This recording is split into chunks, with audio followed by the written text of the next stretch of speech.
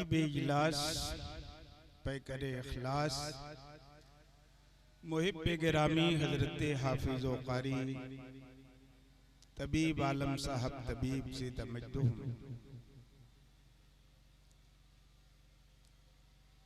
Stage पे तशरीफ फरमा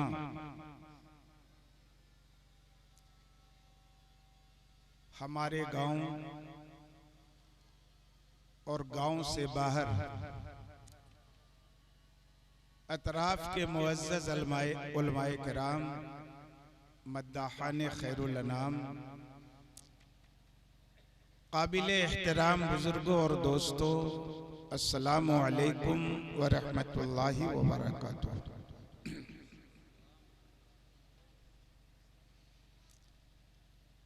नहमदुहु व नुसल्ली अला रसूलिहिल करीम। अम्मा बाद फ़अऊज़ु बिल्लाहि मिनश शैतानिर रजीम। बिस्मिल्लाहिर रहमानिर रहीम। वल्लज़ीना जाऊ मिन बअदिहिम यक़ूलून रब्बना इग़फ़िर लना व लिइख़वानिना अल्लज़ीना सबक़ूना बिल ईमान।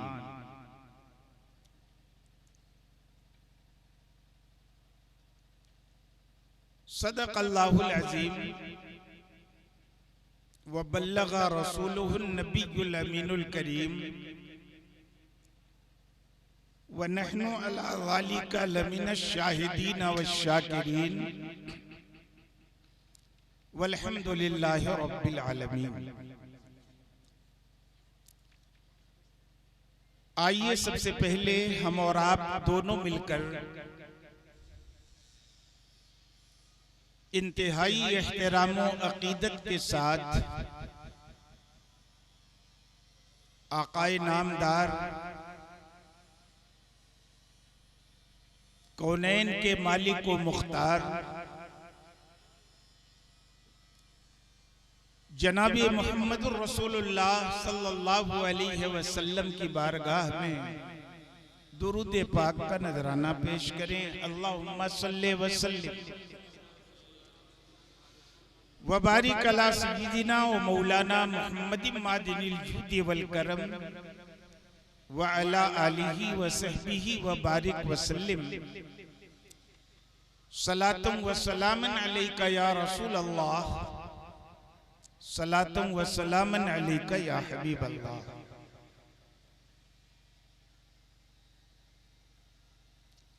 हजरात,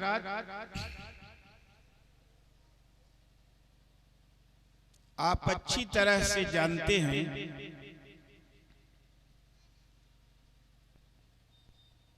कि आज की ये महफिल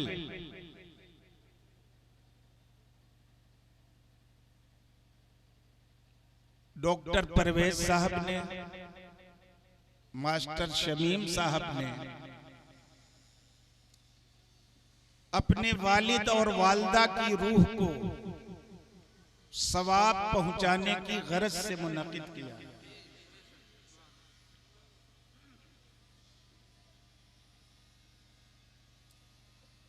लेकिन ये मिलादे पाक की मुख्तसर सी महफिल नहीं है। इंतजाम उनका इतना बड़ा है जितना बड़ा इंतजाम बड़े बड़े जलसों में और बड़ी बड़ी कॉन्फ्रेंसों में होता है।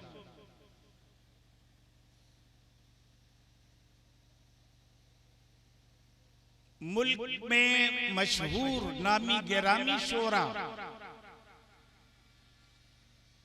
नातिया कलाम पेश करने के लिए आपकी आबादी में तशरीफ ला चुके हैं। हजरत मौलाना फैजान रजा साहब, जिन्हें आप देख रहे हैं,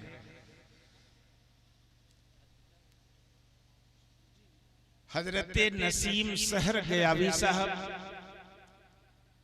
हजरत नदीम मधुपुरी साहब, ये वो शोरा है पूरे मुल्क में जिनकी जबरदस्त डिमांड है और इनकी तारीखें जल्दी नहीं मिलती, बड़े बड़े जलसों को भी। मगर डॉक्टर परवेज ने इन सबको इस मजलिस में मदऊ कर लिया है और वो आ भी गए।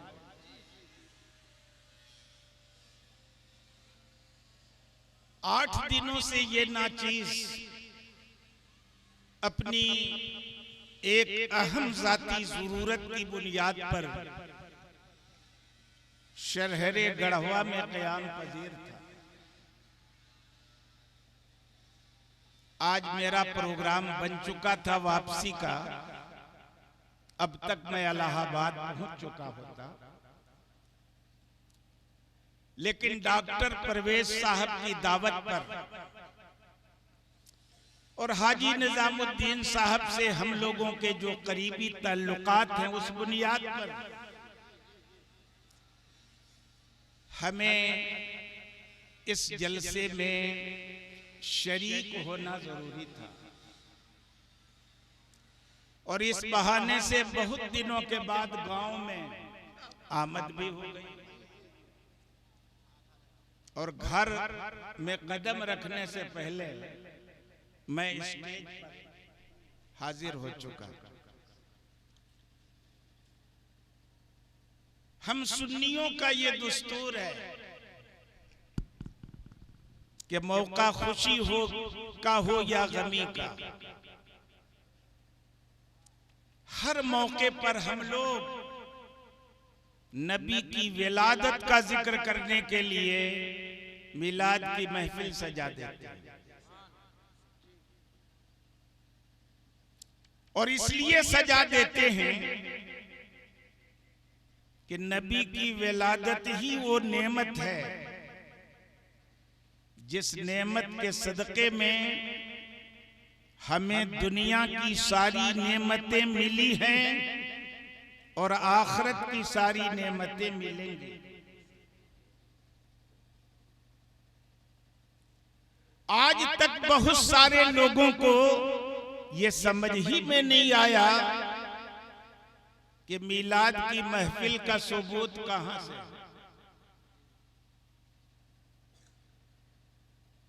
आप तो महफूज हैं अल्लाह के फजल से, मगर इस महफिल पर न जाने कितने प्रश्न खड़े किए जाते हैं।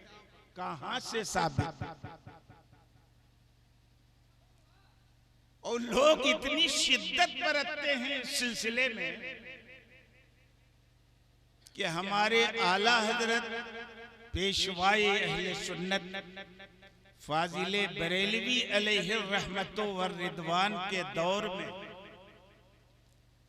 अमृतसर के एक अखबार में ऐलान छप गया। गौर से सुनिएगा, ऐलान छप गया कि अगर कोई मिलाद की महफिल मुनअकिद करने का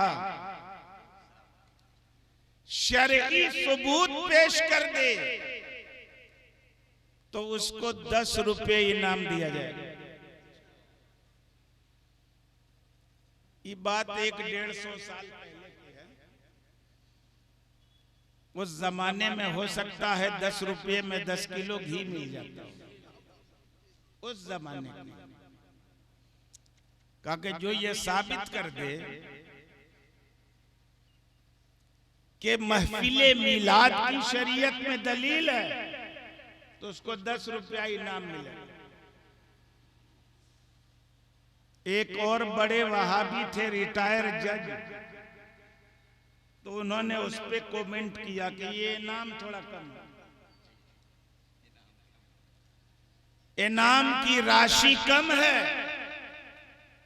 जो साबित कर देगा कि मिलाद की महफिल मुनक़िद करना जायज है उसको मेरी तरफ से 100 रुपया का इनाम दिया जाएगा। उस जमाने में 100 रुपये का क्या कहना, आज से 150 साल पहले 100 रुपये का इनाम। आला हजरत उस वक्त बाकायदे हयात थे। उन्होंने एक इश्तिहार शाये कर दिया कि जो ये साबित कर दे कि मिलाद की महफिल मुनक़िद करना नाजायज है, उसको मेरी तरफ से 200 रुपए का इनाम। 200 रुपए का इनाम। अब 200 की कीमत कितनी थी 150 साल पहले? 50 साल पहले मैं ये जानता हूं कि हजारों हजार उलमा के उस्ताद, जलालतुल इल्म उस्ताजुल उलमा हजरत अल्लामा हाफिज अब्दुल अजीज मुहद्दिस मुरादाबादी अलैहि रहमतो व रिदवान जब 1972 में मुलाजमत से सुबुकदोश हुए तो उनकी बढ़ी हुई आखिरी तनख्वाह 250 रुपए सन 1972 में। अब आप अंदाजा कर सकते हैं कि उस जमाने में इतने बड़े आलिम की तनख्वाह जब 250 रुपए थी तो 200 रुपए इनाम की कीमत कितनी हुई। और आला हजरत ने इस सिलसिले में 5 सवालात कायम किए। नंबर 1, अल्लाह फरमाता है व अम्मा बिनिअमति रब्बिका फहद्दिस, ए मेरे महबूब अपने रब की नेमतों का खाली चर्चा नहीं, खूब चर्चा करो।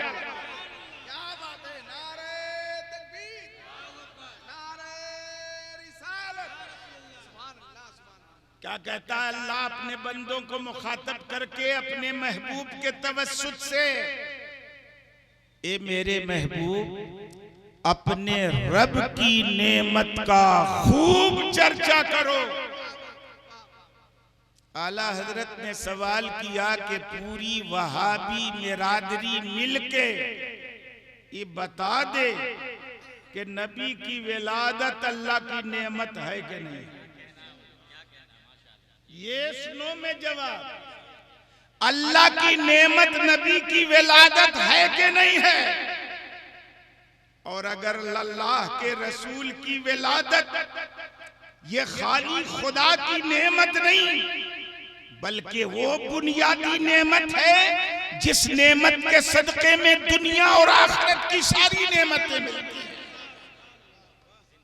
जो साबित कर दे उसको 40 रुपया, एक सवाल के जवाब 40 रुपया है कि नहीं है। 40 रुपये का इनाम है।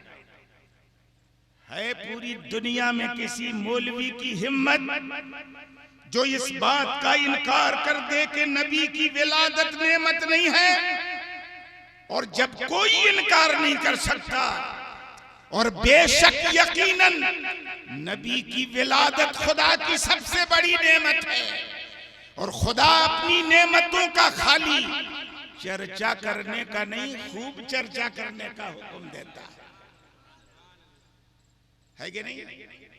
जवाब दे दो का 40 रुपया इनाम। नंबर 2, अल्लाह कुरान में फरमाता है वज़क्किरहुम बिअय्यामिल्लाह, लोगों को अल्लाह के दिनों की याद दिला। अल्लाह क्या फरमाता बंदों को मुखातब करके कि लोगों को अल्लाह के दिनों की याद दिलाओ। तो दिन तो कोई ऐसा नहीं जो खुदा का ना हो। हर चीज जब खुदा की है, जर्रे जर्रे का मालिक वो है, जर्रे जर्रे पर उसकी बादशाहत चलती है। तो दिनों पे तो बादशाहत चलती है, दिन भी सब अल्लाह ही के हैं, मगर कुरान में खुदा फरमाता है कि लोगों को अल्लाह के दिनों की याद दिला। कुरान की तफसीर करने वाले कहते हैं कि अल्लाह के दिनों से मुराद अल्लाह की नेमत है। मतलब लोगों को खुदा की नेमतों की याद दिला। और जब तय है कि सबसे बड़ी नेमत रसूलुल्लाह की विलादत है, तो नबी की मिलाद की महफिल मुनाकिद करके उसमें नबी की विलादत का जिक्र करना, ये लोगों को अल्लाह के दिन की, अल्लाह की नेमतों की याद दिलाना।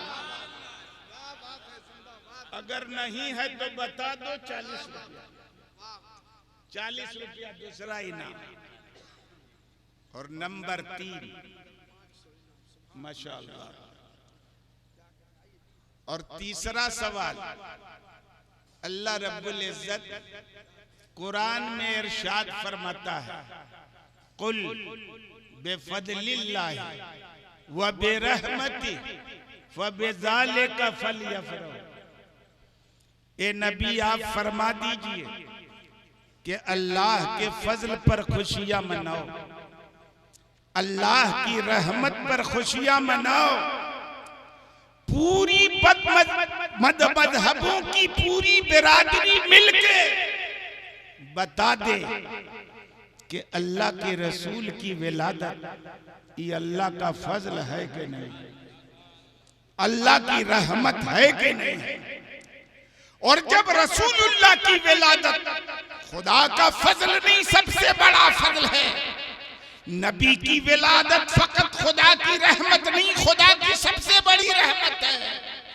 और फजल और रहमत पर खुशी मनाने का हुक्म खुदा देता है, तो मिलाद की महफिल मुनाकिद करके मुसलमान अगर खुशी का इजहार करता है, तो ये तो हुक्म परवरदिगार, मर्ज़ी मौला है, अज़हमा औला है कि नहीं। जवाब दे दे कोई का 40 रुपया। और नंबर 4, कुरान में अल्लाह फरमाता है, मा आताकुमुर रसूल फखुज़ू व मा नहाकुम अन्हु फंतहू। रसूल जो तुम्हें दे दे वो ले लो, और रसूल जिससे तुम्हें रोक दे रुक जाओ। पूरी बिरादरी मिलके बता दे कि खुदा ने, मुस्तफा ने कहां नबी के विलादत के जिक्र से रोका है? कुरान में रोका है, हदीस में रोका है, कहीं नहीं रोका। रोकने की बात तो बड़ी है। अल्लाह ने तो हजरत मूसा की मिलाद का जिक्र किया, हजरत यहिया की मिलाद का जिक्र किया है, हजरत ज़करिया की मिलाद का जिक्र किया है, और हजरत ईसा की मिलाद का तो तफसीली जिक्र किया। तो रोकना तो दरकिरार अल्लाह ने अपने नबियों की विलादत का तज़किरा कुरान में किया है कि नहीं है? कोई बता दे कि रोका हो, 40 रुपया है कि नहीं। और फिर आखिरी सवाल यह है कि शरीयत में हर चीज की असल क्या है? जायज होना, और नाजायज होना असल के खिलाफ है। अगर कोई आदमी किसी चीज को जायज कहता है तो असल पर दलील देने की उसको कोई जरूरत नहीं है कि नहीं। ये मोबाइल है मेरा, इसको मैं ऊपर से नीचे छोड़ दूं तो ऊपर से नीचे, किसी बुद्धू से बुद्धू आदमी को बताने की जरूरत है कि ऊपर से नीचे का है? जरूरत है नहीं भाई। जमीन के अंदर ये कुव्वते कशिश है, खिंचाव है, वो हर वजनी चीज को अपनी तरफ खींच लेती है। इसकी भी असल जमीन है जैसे हम लोगों की असल जमीन है। हम भी छत से टपकेंगे तो सीधे जमीन पे आएगा। कोई वजनी चीज ऊपर से गिरेगी तो जमीन पर आएगी। इस पर दलील देने की जरूरत नहीं। हर चीज अपनी असल पर वजनी है, ऊपर से छोड़ेंगे आप, नीचे गिरेगी, दलील देने की जरूरत नहीं। और अगर ये मोबाइल यहाँ रखा है वो ऑटोमेटिक ऊपर उठने लगे तो बहुत सारे लोग भाग जाएंगे कि लगता है मजमे में कोई जिन्नात आ गया। ये ऊपर खुद से क्यों उठ रहा है? क्यों ऊपर उठना असल के खिलाफ है, इसके लिए दलील चाहिए कि उठा का है, लेकिन ऊपर से गिरा क्यों, इसके लिए दलील नहीं चाहिए। शरीयत का भी मसला ऐसा है कि जो चीज जायज है उस पर दलील देने की जरूरत नहीं, जो नाजायज है उस पर दलील देने की जरूरत है। जायज होना असल है, नाजायज होना खिलाफ असल। तो दलील असल पर नहीं दी जाती, असल के खिलाफ पर दलील दी जाती है। तो हमको दलील देना चाहिए कि उनको दलील देना चाहिए। पूरी बिरादरी मिलके बता दे कि कुरान में मिलाद की महफिल को कहाँ नाजायज लिखा है, हदीस में कोई बता दे कहाँ नाजायज लिखा है, और नहीं लिखा है तो किसी को अधिकार नहीं कि खुदा और मुस्तफा ने जिसे नाजायज न कहा हो उसे कोई नाजायज कहे। है कि नहीं? तो ये मिलाद की महफिल हर मौके पर हम मुनक़िद करते हैं, क्योंकि नबी की विलादत ही वो नेमत है जिस नेमत के सदक़े में हम लोगों को हर दुनिया में भी, कब्र की दुनिया में भी और हश्र की दुनिया में, है कि नहीं? सब नेमत उन्हीं की विलादत के सदक़े में मिलती है। मैंने आपके सामने कुरान की एक आयत पढ़ी है, गौर से सुनिएगा। अल्लाह फरमाता है वल्लज़ीना जाऊ मिन बादिहिम, और वो लोग जो उनके बाद आए। किनके बाद आए? सहाबा के बाद आए। सहाबा में किनके बाद आए? मुहाजिरीन के बाद और अंसार के बाद आए। तो बहुत सारे लोग तो मुहाजिर और अंसार भी नहीं समझे, है ना भाई? गांव है, मुहाजिर किसे कहते हैं, अंसार किसे कहते हैं? आज से 1400 साल पहले जब हमारे पैगंबर मक्का मुकर्रमा की धरती पर तशरीफ लाए और 40 साल की जब उम्र हुई हमारे पैगंबर की, तो उन्होंने सफा पहाड़ी की चोटी पर खड़े होकर अपनी नबूवत का ऐलान किया, अपनी रिसालत का ऐलान किया, अपने नबी होने का और अपने रसूल होने का ऐलान किया। और जब अपने नबी और रसूल होने का ऐलान किया तो लगभग पूरी बिरादरी मेरे नबी की दुश्मन, मेरे नबी का मुखालिफ है।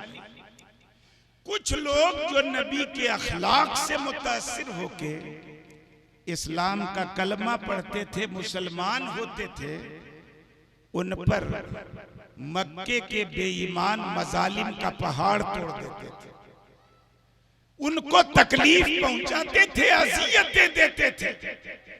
और 13 साल तक कंटिन्यू मुसलमानों पर जुल्म का ये सिलसिला मक्के के बेईमानों की तरफ से चलता रहा। फिर एक वक्त वो आया जब अल्लाह रब्बुल इज्जत ने अपने नबी को हुक्म दिया कि मेरे नबी आप मक्का छोड़ दीजिए, मदीना चल जाइए। मदीना हमारे पैगंबर ने मक्का छोड़ा तो शमा जब चली जाए तो परवाने भी उसके साथ साथ जाते। पैगंबर मदीना गए तो पैगंबर के सारे सहाबा भी मदीना चले गए, अपना वतन छोड़ दिया, अपनी जायदाद छोड़ दी, अपना घर बार छोड़ दिया, अल्लाह के हुक्म की तामील के लिए, अल्लाह की खुशनुदी के लिए। तो जो लोग मक्का छोड़ के मदीना गए उनको क्या कहा जाता? मुहाजिर। क्या कहा जाता? मुहाजिर।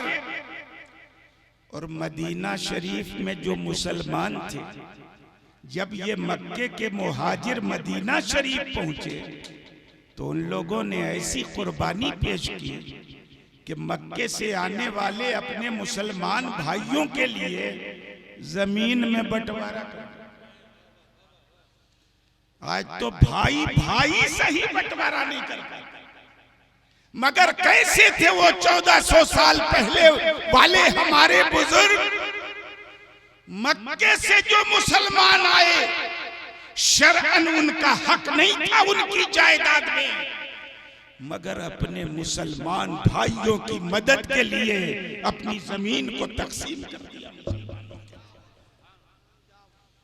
और यहां तक उनकी मदद की कि अगर किसी के पास 2 बीवी है ना, तो एक बीवी को उसने तलाक दे दी, और जब इद्दत गुजर गई तो अपने मुहाजिर भाई से उसका निकाह कर दिया, जमीन भी दी, जायदाद भी दी, और बीवी का भी इंतजाम कर दिया, शरई पूरा घर बसा दिया। तो ये मदीने के जो घर बसाने वाले मुसलमान थे, ये अंसार कहलाए, मुहाजिरीन की मदद करने वाले, मुहाजिरीन की हिमायत करने वाले। तो अल्लाह फरमाता है वल्लज़ीना जाऊ मिन बादिहिम, वो लोग जो मुहाजिर सहाबा के बाद आए, अंसार सहाबा के बाद आए, यकूलून, वो लोग कहते हैं रब्बना इग़फिर लना, ये हमारे परवरदिगार हम सबको बख्श दे, हम सब की मग़फ़िरत फरमा दे। और खाली हम सब की नहीं, वले इख़वानिना लज़ीना सबक़ूना बिल ईमान, ईमान के साथ हमारे भाई जो हमसे आगे जा चुके, उनकी भी मग़फ़िरत फरमा दे। तो अल्लाह ने उन लोगों की तारीफ की है इस आयत में जो खुदा से अपनी मग़फ़िरत भी मांगते हैं और अपने गुजरे हुए मुसलमान भाइयों की भी मग़फ़िरत मांगते हैं, क्योंकि मुसलमान कहते ही हैं उसी को सही मानो में, जो सेल्फिश नहीं होता, खुद गरज नहीं होता, स्वार्थी नहीं होता, खाली अपना भला नहीं चाहता, पूरी बिरादरी का भला चाहता, तमाम मुसलमानों का भला चाहता है, वो सही मानों में मुसलमान होता है। अल्लाह तारीफ कर रहा है उन लोगों की जो मुहाजिरीन और अंसार के बाद आए। किस बुनियाद पर तारीफ कर रहा है? इस बुनियाद पर तारीफ कर रहा है कि वो खुदा से इस बात की भी दरख्वास्त कर रहे हैं कि खुदा मेरी मग़फ़िरत फरमा दे, और इस बात की भी दरख्वास्त कर रहे हैं कि हमसे पहले के मुसलमान जो गुजर चुके उनकी भी मग़फ़िरत फरमा, है कि नहीं है? अब यहीं पर मैं एक बात बता दूं, अल्लाह ने मुसलमानों की केवल 3 कैटेगरी बयान की, 3 गिरोह है मुसलमानों का, बस चौथा गिरोह नहीं। पहला गिरोह है मुहाजिर सहाबा का, दूसरा गिरोह है अंसार सहाबा का, तीसरा गिरोह क़यामत तक आने वाले उन सारे मुसलमानों का जो अपने गुजरे हुए मुसलमान भाइयों की गीबत नहीं करते, उनकी बुराई बयान नहीं करते, उनकी बदअमली बयान नहीं करते, बल्कि रब की बारगाह में हाथ उठा के उनकी बख्शिश की दुआ मांगते। नारे तकबीर, नारे रिसालत, मुफ्ती मुजाहिद हुसैन साहब क़िबला, नारे तकबीर, नारे रिसालत। माशाअल्लाह। हजरात, शायर हिंदुस्तान हजरत नदीम रजा फैजी साहब मधुपुरी तशरीफ ला रहे हैं। साथ ही साथ खतीब हिंदुस्तान नायब गाजी मिल्लत हजरत अल्लामा अलहाज शहादत हुसैन साहब क़िबला हबीबी मधुपुर स्टेज मोहब्बत पे तशरीफ ला रहे हैं। उलमाए किराम शुरा इस्लाम का इस्तकबाल करें। नारे तकबीर, नारे रिसालत।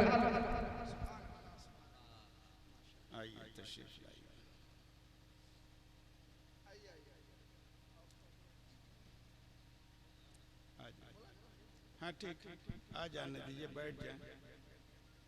नदीम साहब बैठ जाएं, मौलाना शहादत साहब बैठ जाएं, है कि नहीं? नसीम सहर साहब नहीं आएगा? आ रहा, तशरीफ रखिए।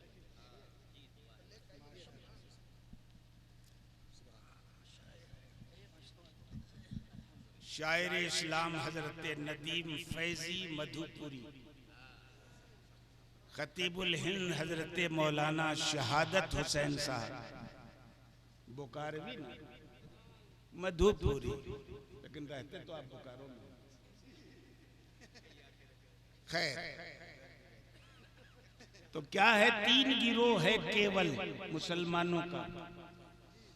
पहला गिरोह मुहाजिर साहबा का, दूसरा गिरोह अंसार साहबा का, और तीसरा गिरोह क़यामत तक आने वाले उन तमाम मुसलमानों का जो अपने गुजरे हुए मुसलमान भाइयों के लिए रब की बारगाह में मग़फ़िरत की दुआ करते।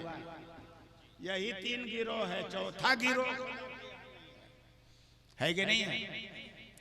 इसीलिए हम लोग कहते हैं कि शिया मुसलमानों के गिरोह में नहीं है, क्योंकि खुदा ने मुसलमानों के गिरोह में तो उनको शामिल किया जो अपने गुजरे हुए मुसलमान भाइयों के लिए मग़फ़िरत की दुआ करते हैं। तो ये शिया मुस्लिम बिरादरी में कैसे शामिल हो जाएगा जो नबी के सहाबा को गालियां देता है? होगा? मुसलमान वो है जो नबी के मुहाजिर सहाबा के लिए भी मग़फ़िरत की दुआ करे और अंसार सहाबा के लिए भी मग़फ़िरत की दुआ करे। वो मुसलमान नहीं हो सकता जो सहाबा को गालियां दे, सहाबा को बुरा है कि नहीं है? दूसरी कैटेगरी अंसार की, और तीसरी कैटेगरी में हम लोग अल्लाह के फजल से शामिल। हम लोग उनमें से नहीं है कि मर गए मरदूद न फातिहा न दरूद, उसमें से नहीं है। हम मुसलमानों के उस गिरोह में शामिल हैं कि हमारी बिरादरी में जब किसी मुसलमान की मौत होती है तो इकट्ठा होकर हम उसके लिए मग़फ़िरत की दुआ करते हैं, रब से बख्शिश की दुआ मांगते हैं। और यही काम करने के लिए हम और आप दोनों इस महफिल में हाजिर हुए। हाजी निजामुद्दीन साहब की मग़फ़िरत की दुआ करें, मरहुमा जैतून बीबी की मग़फ़िरत की दुआ करें, डॉक्टर परवेज मास्टर शमीम के वालिद वालिदा की मग़फ़िरत की दुआ करें। तीसरा गिरोह वाला काम हम लोग आज अंजाम देने के लिए यहाँ बैठे हैं। और मौत के बाद अब सवाल ये पैदा होता है कि बाद के लोगों ने पहले के लोगों के लिए मग़फ़िरत की दुआ की। अल्लाह कितना खुश होता है इस काम से कि उन बंदों का जिक्र जमील कुरान में कर रहा है। बड़े अच्छे बंदे हैं जो गुजरे हुए लोगों के लिए रब से मग़फ़िरत और बख्शिश की दुआ है कि नहीं? अब अगर जिंदों के काम से मुर्दों को कोई फायदा नहीं पहुंचता तो फिर तारीफ की जरूरत, तारीफ होती।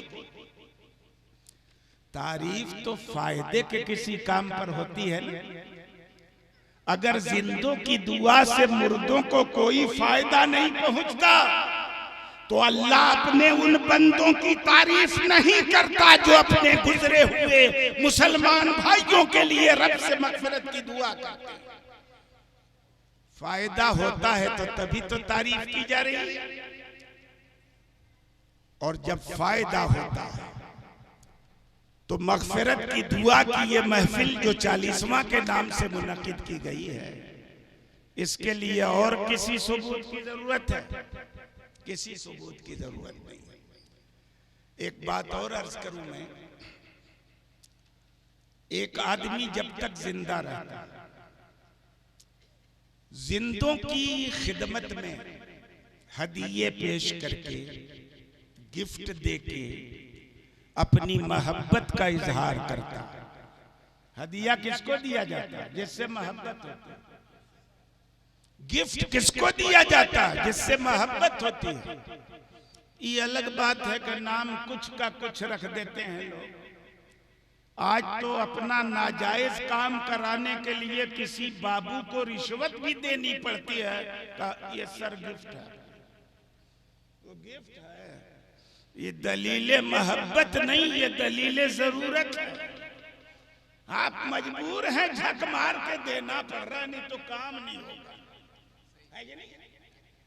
लेकिन गिफ्ट और हदिया वो होता है जो मोहब्बत की दलील। तो मोहब्बत नहीं, जरूरत की बात है। जरूरत पूरी करने के लिए मजबूरन आदमी देता है, लेकिन मोहब्बत होती है तो जिंदगी में हदिया देता है। मौत के बाद भी ये सिलसिला खत्म नहीं होता। मौत के बाद भी अगर मुसलमान अपने मुसलमान भाई को हदिया देना चाहे तो दरवाजा खुला हो। हदिया क्या दे सकते हो मरने वाले को? पैगंबर फरमाते हैं, इन्ना हदियतल अहयाई इलल अमवात अल इस्तिगफार लहुम। मुर्दों को जिंदों का हदिया और तोहफा उनके लिए मगफिरत की दुआ करना, उनके लिए बख्शिश की दुआ करना, ये गोया के हदिया देना है मुर्दे को। और अगर मगफिरत की दुआ करते हैं आप तो इसका मतलब है कि मरने वाले के लिए आपके दिलों में मोहब्बत ना होती तो मगफिरत की दुआ का है। और जब आदमी मगफिरत की दुआ करता है तो ये दुआ मैयत के कब्र में पहुंचती है कि नहीं पहुंचती है? पहुंचती है। मैयत की हालत तो उस डूबने वाले की तरह होती है जो तिनके का सहारा ढूंढता है। और ये मैं नहीं कहता, हदीस में इरशाद है पैगंबर का, मल मय्यत इल्ला कल गरीकिल मुतगव्विस। मैयत का हाल क्या होता है, मरने वाले की हालत क्या होती है? उसकी हालत डूबने वाले की तरह होती है। डूबने वाला जब डूबता है, पानी की सतह पे उसे तिनका भी दिखाई देता है तो उसको भी पकड़ने की कोशिश करता है। शायद उसी सहारे से हम डूबने से बच जाए। जो आदमी मर जाता है, कब्र में मरने वाले की हालत भी डूबने वाले की तरह होती है और वो हरदम फरियाद करता है, बचा लो मुझे कोई, बचा लो मुझे कोई, फरियाद करता है। और फरियाद करते हुए वो इंतजार करता है किस चीज का? यंतज़िरु दावतन, दुआ का इंतजार करता है। दुआ का इंतजार करता है। किसकी दुआ का? बाप की दुआ का, भाई की दुआ का, दोस्त की दुआ का इंतजार करता है।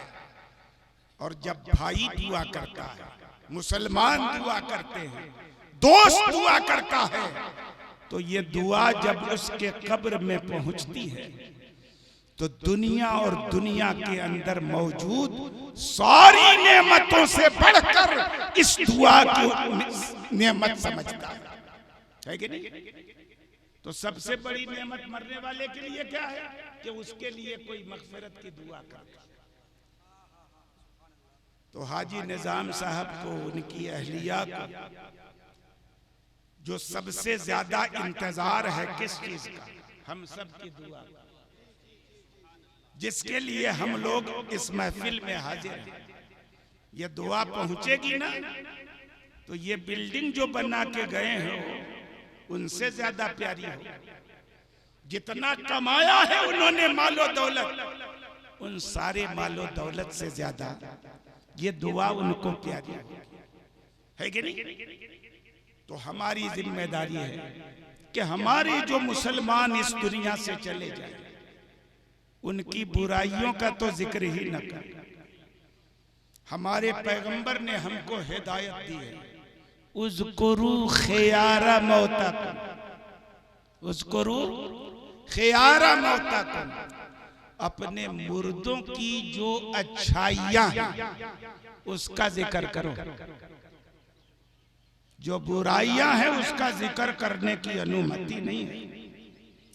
जो बुराइयां हैं, जो बदअमली है, अपने भाई के लिए हाथ उठा दो खुदा की बारगाह में कि खुदा उनके गुनाहों को माफ फरमा दे, उनकी मग़फ़िरत फरमा दे। जो अच्छाइयां हैं उसका खूब जिक्र करो, लेकिन मरने वाले के अंदर कोई बुराई है तो उसका जिक्र मत करो। तुम्हारे पैगंबर ने मरने वालों की अच्छाइयों के जिक्र के हिदायत की है, बुराइयों का जिक्र करने से रोका।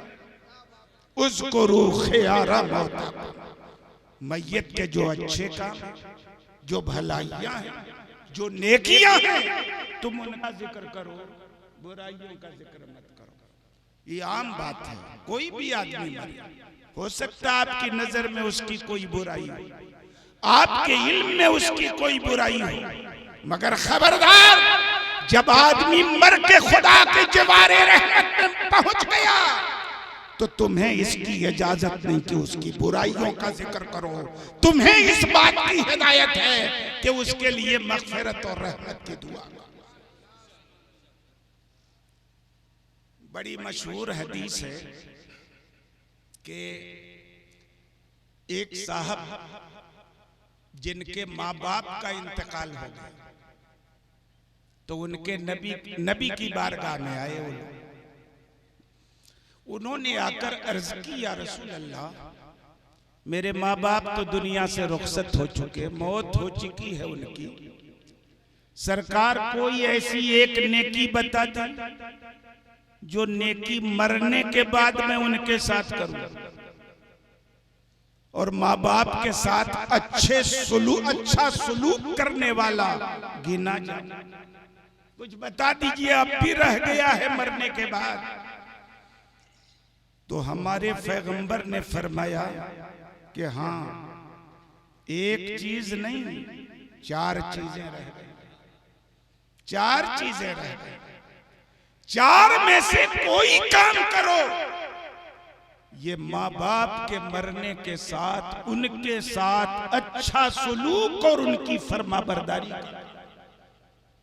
नंबर 1, अस्सलातु अलैहिमा वल इस्तिग़फ़ारु लहुमा। मैयत जब कोई भी किसी का इंतकाल हो जाए तो बेटा अपने माँ बाप के नमाज़े जनाजा में शरीक होकर उनके लिए मग़फ़िरत की दुआ करे। ये एक नेकी है जो मरने के बाद एक औलाद अपने माँ बाप से कर सकती है। नंबर 1 क्या है? नमाज पढ़े और उसके लिए उनके लिए मग़फ़िरत की दुआ करे। नमाज जनाजा है क्या? मैयत के लिए मग़फ़िरत की दुआ है। किसको कहते हैं नमाज जनाजा? मैयत के लिए मग़फ़िरत और बख्शिश की दुआ। लेकिन देखिए इस्लाम का निज़ाम कितना अच्छा है कि हर मौके पर हमें उसने वसीउ ज़र्फ़ी की, दिल बड़ा रखने की तालीम दी है। हम लोग जब नमाज़े जनाजा में खड़े होते हैं तो खाली मरने वाले की बख्शिश की दुआ करते हैं? भाई दुआ क्या करते हैं बालिग मैयत के लिए? अल्लाहुम्मा ग़फ़िर ले हय्यना, ए अल्लाह जितने जिंदा मुसलमान हैं सबकी मग़फ़िरत कर। ये नमाज जनाजा मैयत के लिए दुआ है, मगर शुरुआत कहां से हो रही है? ए अल्लाह हमारे जितने जिंदा हैं उनकी मग़फ़िरत कर। वले मैयत ना, और खाली जो सामने मैयत है उसी की नहीं, जितने मैयत शुरू से लेकर अब तक जितने अहले ईमान की मौत हुई है खुदा सबकी मग़फ़िरत फरमाता है कि नहीं? अल्लाहुम्मा मगफिर ले हय्यना व मय्यतना, जिंदों की भी मगफिरत फरमा दे, मुर्दों की भी मगफिरत, है ना। सगीरना व कबीरना व ज़करना व उनसाना, छोटों की भी मगफिरत फरमा दे, बड़ों की भी मगफिरत फरमा दे, मर्दों की भी मगफिरत फरमा दे, औरतों की भी मगफिरत, सबके लिए दुआ की जाती है। नमाज़े जनाजा मय्यत की दुआ मगफिरत के लिए है, मगर इस मौके पर भी नबी की हिदायत ऐसी कि कोई मुसलमान मगफिरत की दुआ से छूटने न। जिंदों की मगफिरत, मुर्दों की मगफिरत, छोटों की मगफिरत, बड़ों की मगफिरत, मर्दों की मगफिरत, औरतों की मगफिरत, सबकी दुआ करो। सबके लिए दुआ करोगे ना तो ये जो मैयत है इसकी भी मगफिरत हो जाएगी, है कि नहीं है?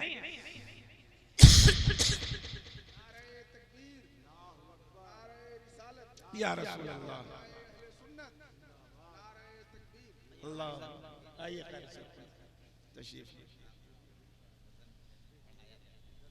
तशरीफ लाए, माशाअल्लाह। हुजूर नसीर मिल्लत क़िबला के कायम करदा इदारा दारुल उलूम कादरिया बघाड़ू के असातिज़ा की भी आमद है। हमारे गांव में आए हैं, महफिल भरे मेरी नहीं है लेकिन हम उनको खुशामदीद कहते हैं।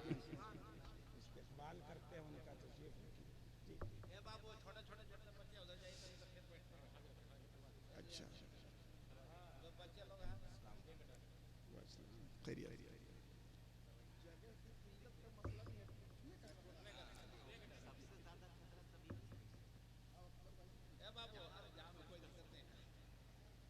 हाँ बाबू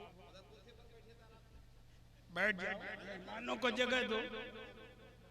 दरूद शरीफ पढ़ लीजिए, अल्लाहुम्मा सल्ली व सल्लिम व बारिक अला सय्यदना व मौलाना मुहम्मदिन मादिनिल जूद वल करम व अला आलिहि व सहबी व बारिक व सल्लिम सलातम व सलामन अलैका या रसूल अल्लाह, सलातम व सलामन अलैका या हबीब अल्लाह।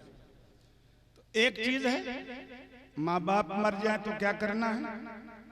नमाज़े जनाजा पढ़ के उनके लिए मगफिरत की दुआ करना है, एक नेकी। दूसरी नेकी व इनक़ाज़ो अहदिहिमा, माँ बाप ने अगर किसी से कोई वादा कर लिया है तो औलाद उसे पूरा कर दे।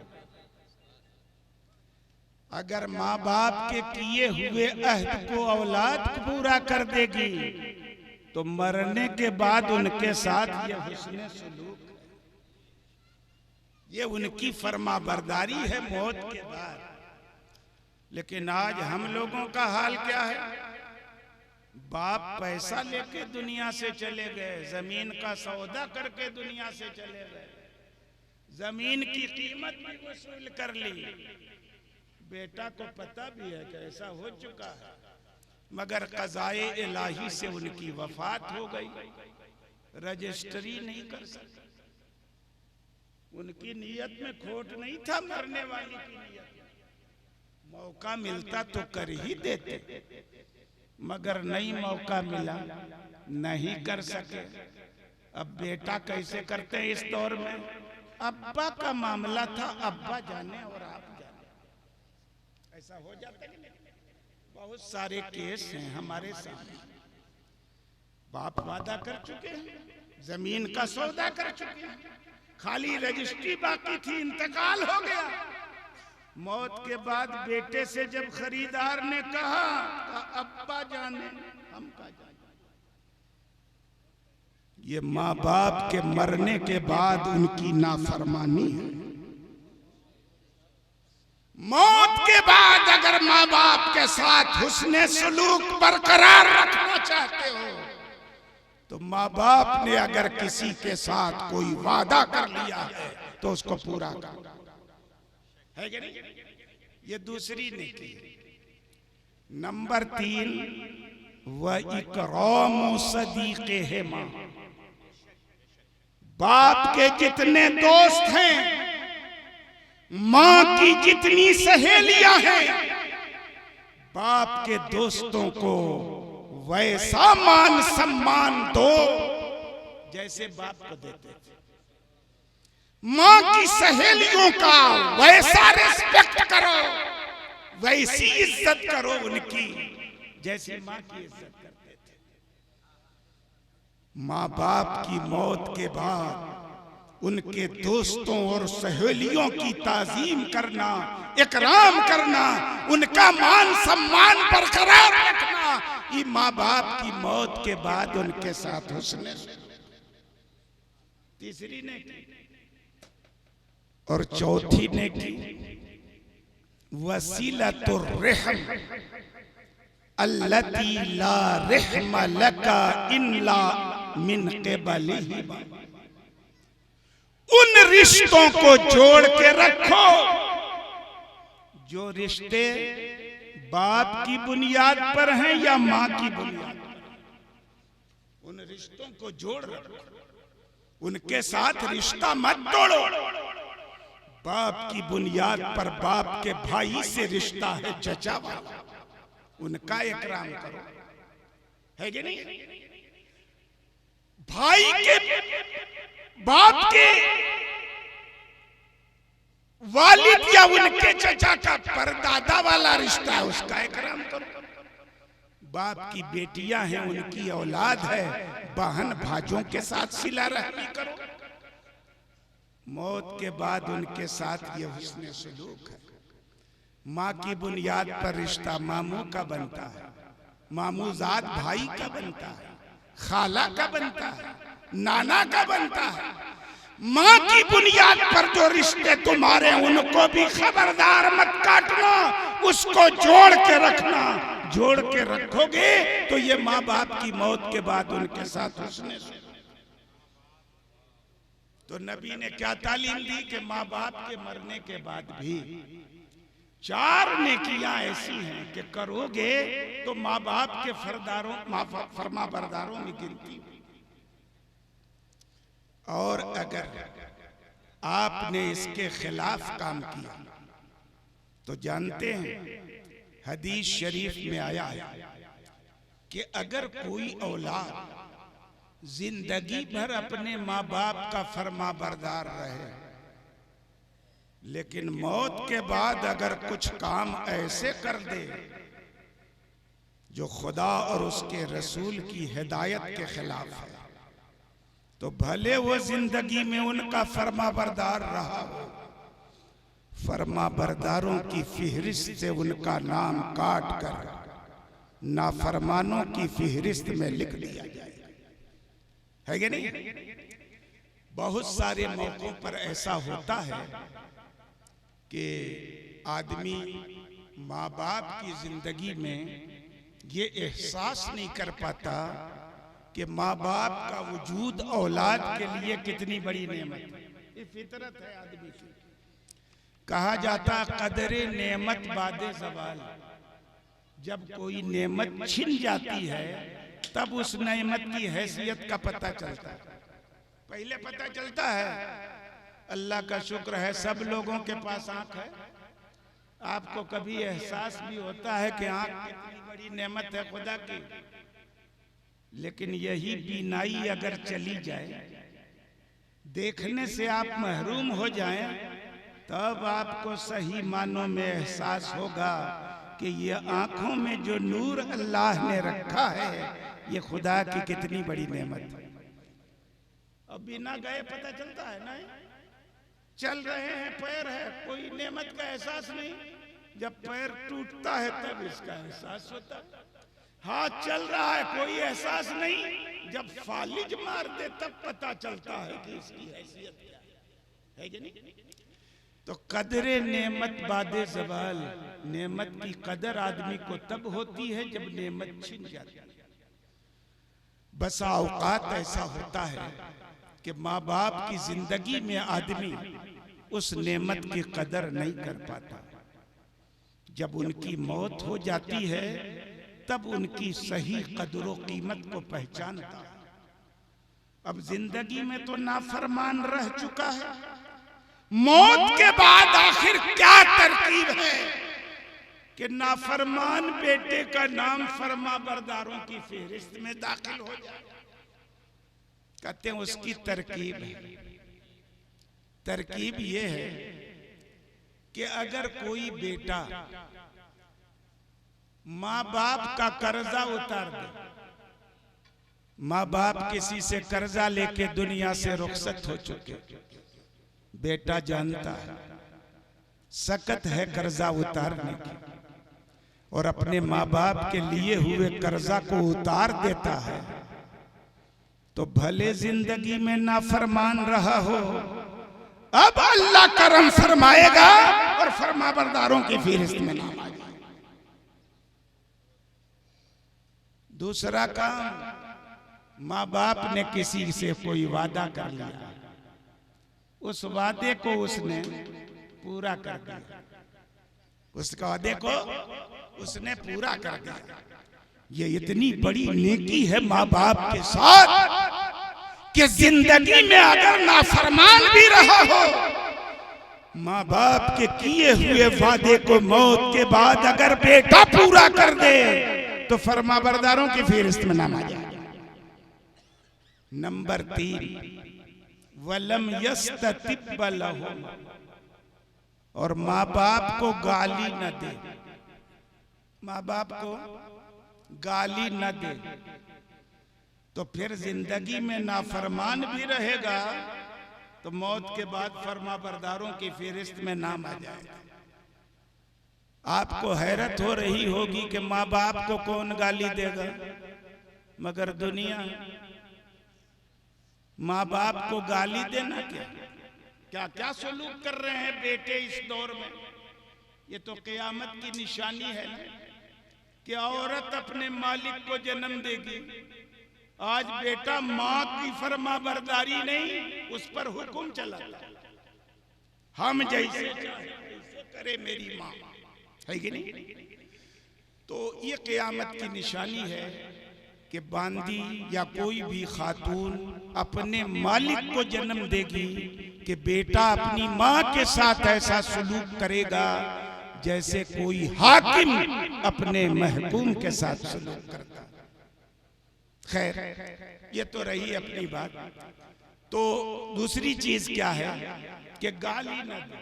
गाली देते हैं कुछ लोग, लेकिन बहुत सारे लोग नहीं देते। रेयर केस है कि कोई अपने माँ बाप को गाली दे। सहाबा ने पूछा, या रसूल अल्लाह, माँ बाप को कौन गाली देगा? कैसी नालायक औलाद जो माँ बाप को गाली देगी? तो हमारे पैगंबर ने फरमाया कि माँ बाप को गाली देना यह है कि तुम दूसरों के माँ बाप को गाली दो। अपने माँ बाप को तो नहीं दोगे, दूसरे के माँ बाप को गाली दो, और दूसरे के माँ बाप को गाली दोगे तो चुप नहीं रहेगा, वो पलट के तुम्हारे माँ बाप को गाली देगा। तो अपने माँ बाप को गाली खिलवाने वाला कौन हुआ? खुद बेटा। तो गोया के खुद गाली दे रहा, दूसरे के माँ बाप को न ये गाली देता, न इसके माँ बाप को दूसरा गाली देता। तो दूसरों के माँ बाप को गाली देना, अपने माँ बाप को गाली देना। क्या बात है, क्या बात है, वाह वाह वाह वाह। तो अगर कोई दूसरे को माँ बाप को गाली न दिलवा के अपने माँ बाप को गाली न दिलवाए, तो ये ऐसी नेकी है कि अगर जिंदगी में नाफरमान भी रहा है तो अब फरमाबरदारों की फहरिस्त में नाम आ जाए। क्या बात है। नारे तकबीर, नारे रिसालत, शायर हिंदुस्तान हजरत नसीम सहर गयावी, नारे तकबीर। और चौथी चीज है वह अबर्रा कसमहुमा, माँ बाप ने कोई कसम खा ली है, नाजायज चीज की नहीं, जायज चीज की। नाजायज चीज की कोई कसम खा ले तो उसका तोड़ना जरूरी है, और तोड़ के कफारा देना जरूरी है। जायज चीज की कसम अगर माँ बाप खा ले, वो कसम पूरी नहीं कर सके, मगर बेटा उनकी कसम को पूरी कर दे, तो ये मौत के बाद माँ बाप के साथ ऐसा सलूक है कि कि अल्लाह रब्बुल इज्जत इतना करम फरमाता है कि जिंदगी में नाफरमान भी रहा तो अब फरमाबरदारों की फेहरिस्त में नाम आ जाए। और अगर ये सब नहीं किया चारों काम, तो पूरी जिंदगी भले माँ बाप का फरमाबरदार रहा हो, मौत के बाद नाफरमानों की फहरिस्त में उसका नाम लिख दिया जाए। तो मैं मुबारकबाद दूंगा डॉक्टर परवेज को, मास्टर शमीम को, कि उन्होंने अपने वालिदैन के इंतकाल के बाद उनकी मग़फ़िरत के लिए और उनकी रूह को इसाले सवाब पहुंचाने के लिए, इसाले सवाब करने के लिए इतनी बड़ी महफिल मनाई, खाने का इंतजाम किया। कुछ गुरबा की जरूरत का भी, जैसा कि नकीब ने ऐलान किया कि कंबल उम्बल भी बांटा जाएगा। आम तौर पे ये लोग समझते हैं कि चहल्लुम में खाना खिला दो पूरी बिरादरी को, बस यही चहल्लुम। नहीं, मय्यत को सबसे ज्यादा फायदा तब पहुंचता है जब आप सबसे ज्यादा जरूरत की चीज लोगों की पूरी करें, तब ज्यादा पहुंचता है। हाँ, कहीं भूख से लोग मर रहे हों, खाना खिला दीजिए, सबसे ज्यादा सवाब मिलेगा। कहीं प्यास से लोग मर रहे हों, पानी का इंतजाम कर दीजिए, सबसे ज्यादा सवाब मिलेगा। मगर जाड़े के इस मौसम में खाना है, पानी है, ओढ़ने का इंतजाम नहीं है, तो वैसे लोगों को खाना खिलाओगे तो सवाब तो मिलेगा, मगर उतना सवाब नहीं मिलेगा जितना कंबल लिहाफ पट।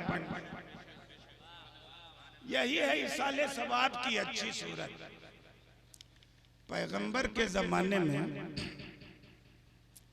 जब हजरत साद इब्ने उबादा की वालदा का इंतकाल हुआ, तो हमारे पैगंबर से उन्होंने पूछा, या रसूल अल्लाह, मेरी माँ का इंतकाल हो गया, तो कौन सा सदका सबसे अफजल रहे?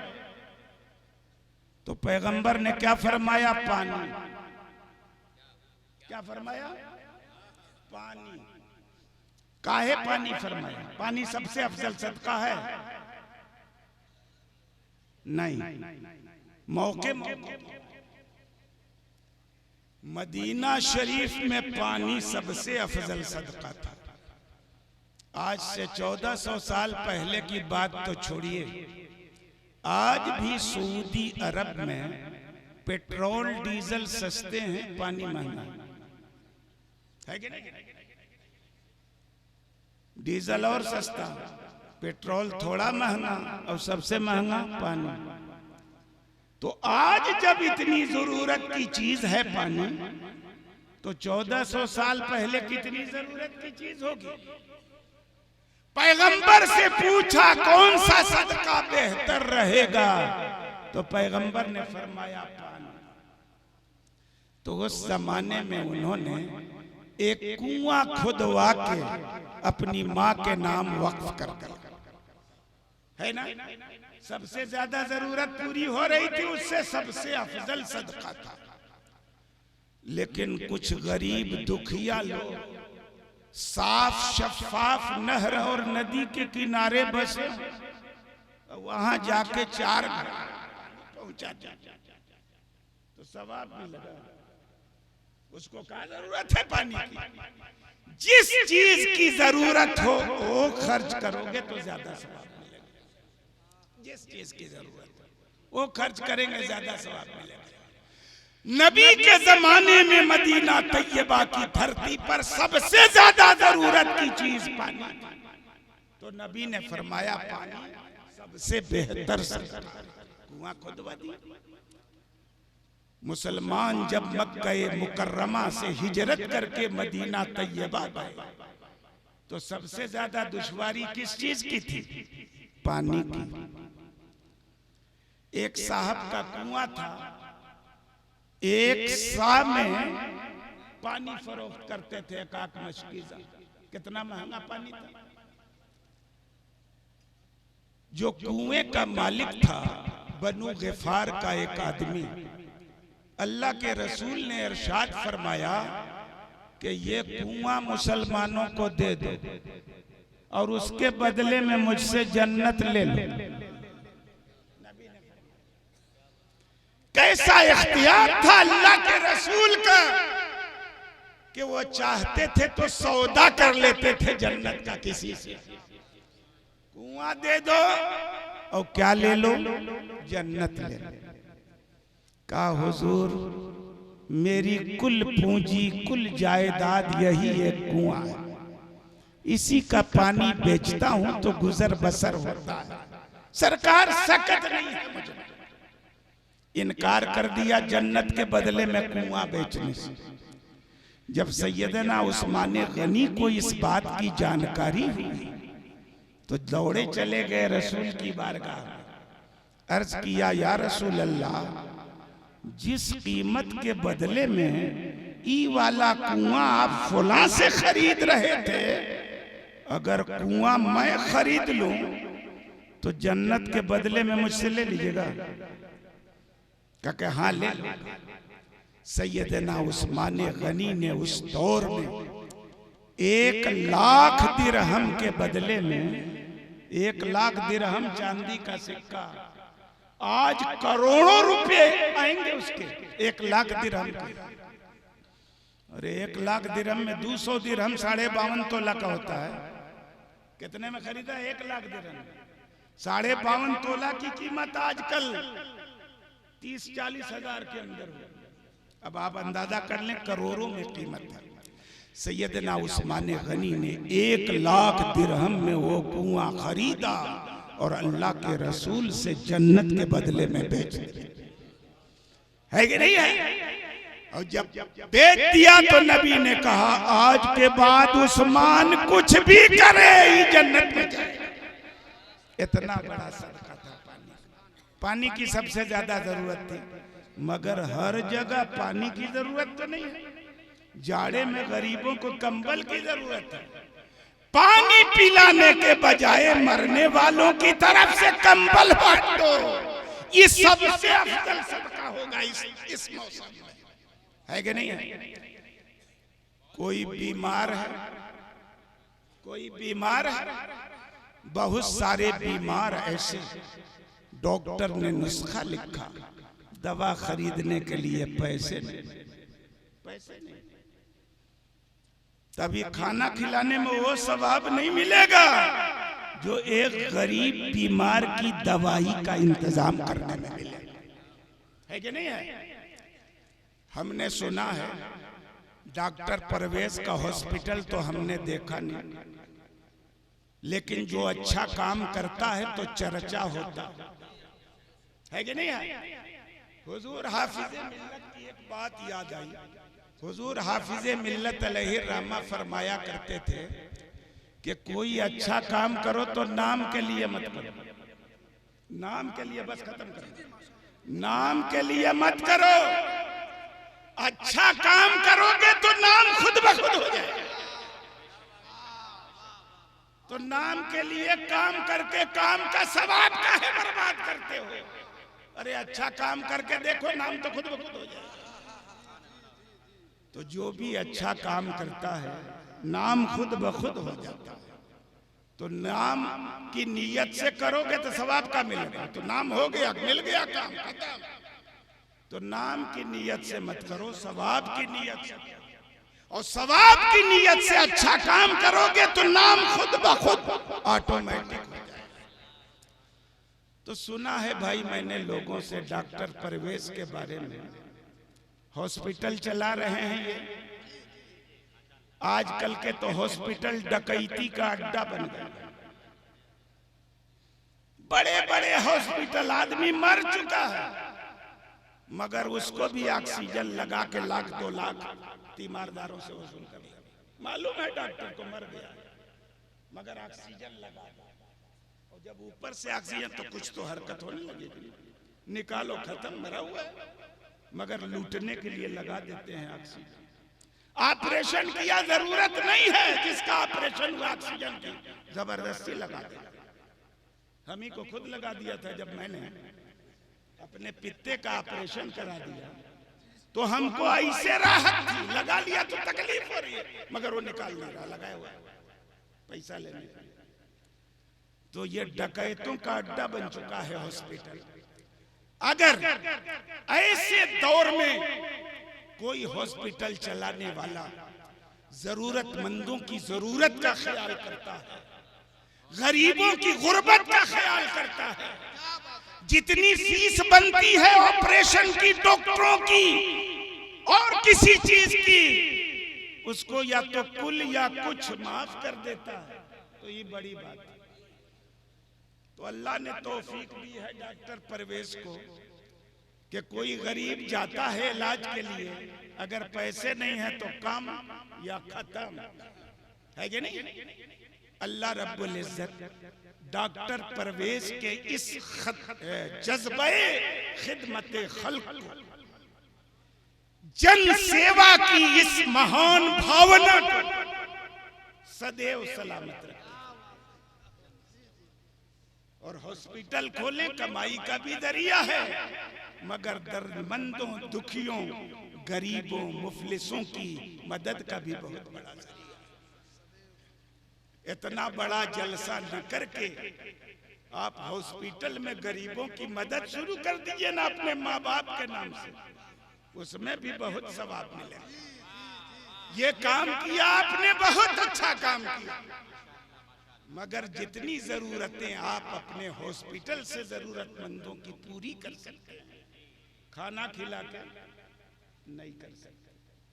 अल्लाह रब्बुल इज्जत हम तमाम मुसलमानों को इस बात की तौफीक अता फरमाए कि अल्लाह की हिदायत के मुताबिक हम में कोई मुसलमान इस दुनिया से गुजरे तो नंबर 1 उसका जिक्र करें तो भलाई के साथ करें, बुराई के साथ, और नंबर 2 उसके लिए परवरदिगार से रहमत की, मगफिरत की, बख्शिश की दुआ करें।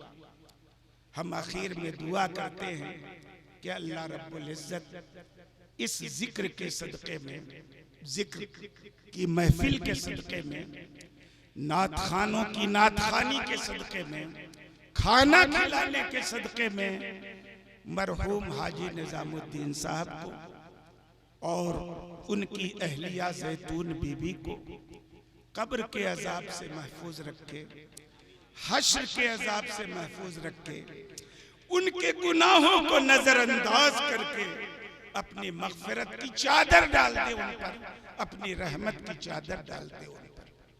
तूफान अश्क लाने से चश्म फायदा, 2 बूंद भी बहुत हैं अगर कुछ असर करे।